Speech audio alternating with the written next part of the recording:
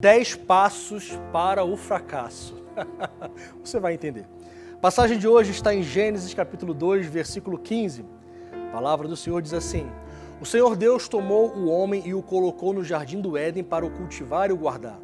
E o Senhor Deus ordenou ao homem: de toda a árvore do jardim você poderá comer livremente, mas da árvore do conhecimento do bem e do mal você não deve comer, porque no dia em que dela comer, você certamente morrerá.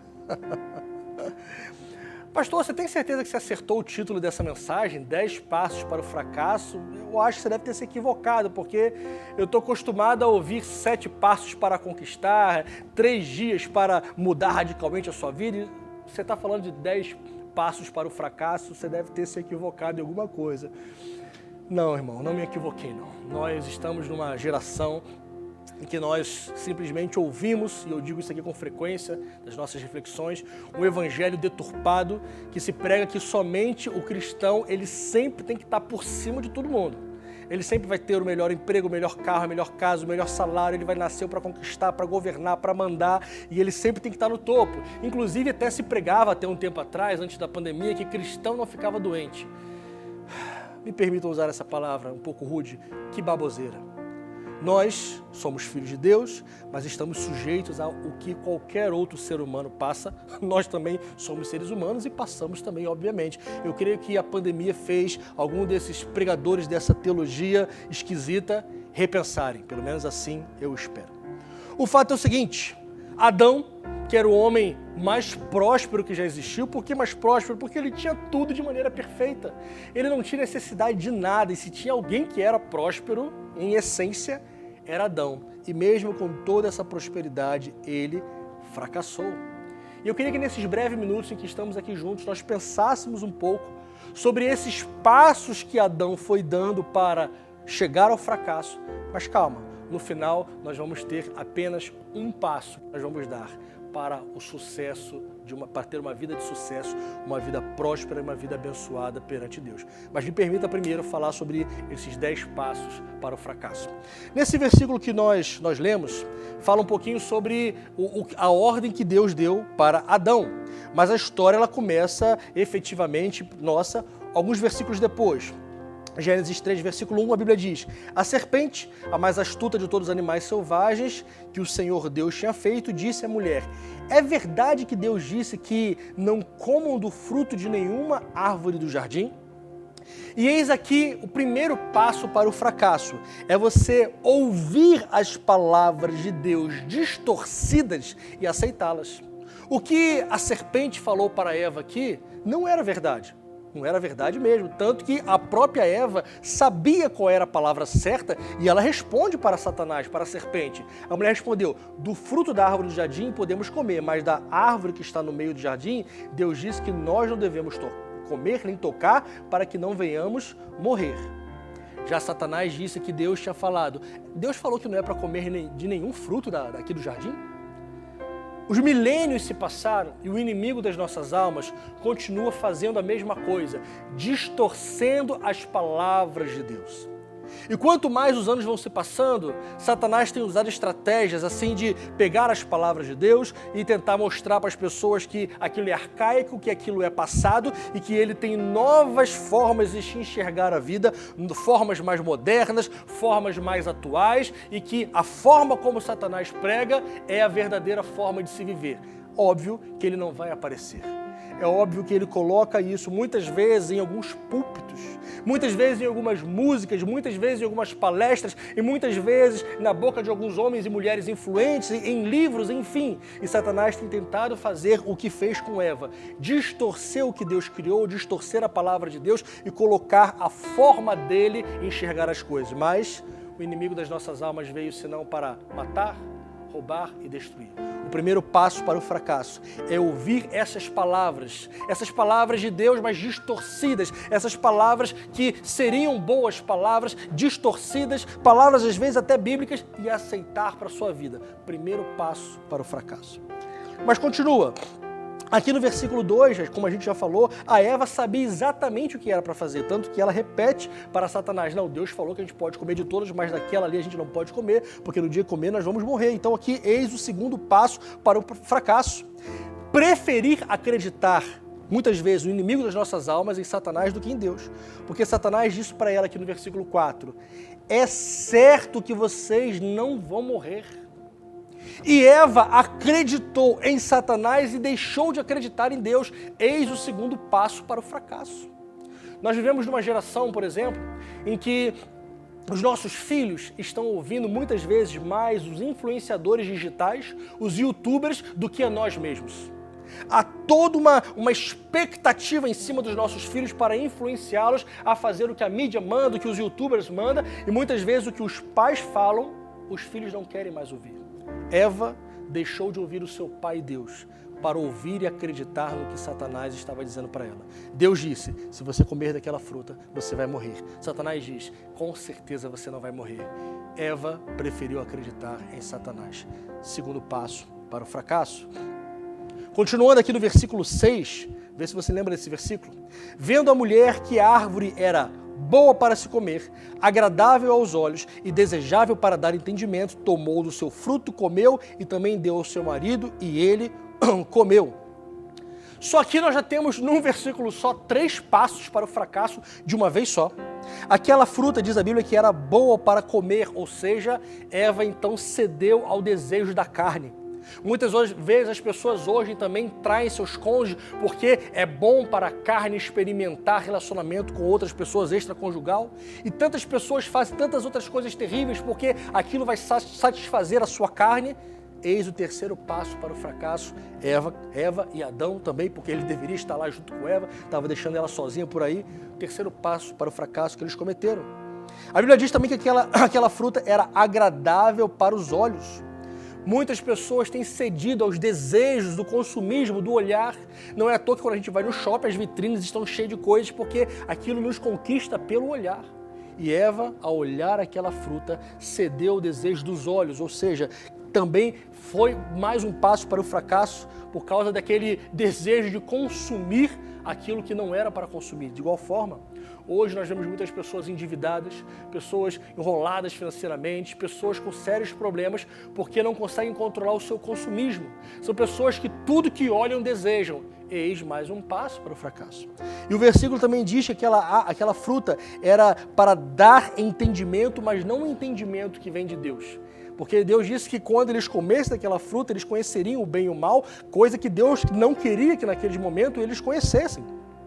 Mas eis mais um passo para o fracasso. Eva quis ser como Deus. Deus que conhece todas as coisas, sabia que não era para o ser humano experimentar aquilo. Mas Eva quis ser como Deus. Agora, olha que interessante ver se você já tinha parado para pensar nisso. Ceder ao desejo da carne, ceder aos desejos dos olhos e ceder à soberba da vida, ou seja, de querer ser como Deus.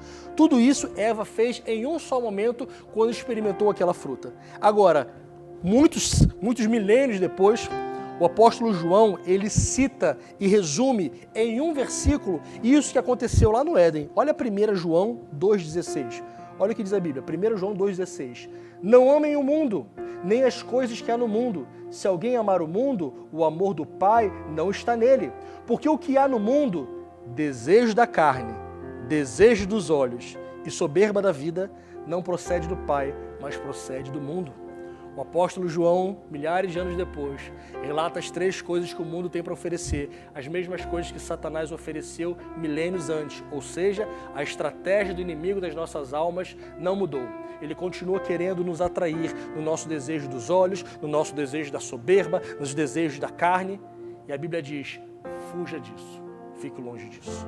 Até agora, já são 5 passos para o fracasso. Aqui no versículo 6, a Bíblia diz que Eva também deu ao seu marido aquela fruta.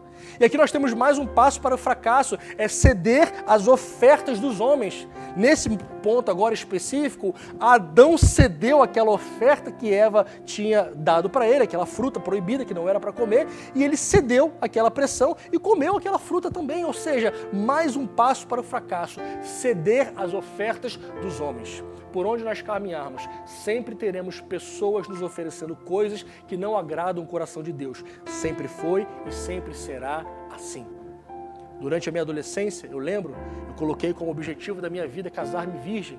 Pela misericórdia e pela graça de Deus, assim eu fiz aos 22 anos.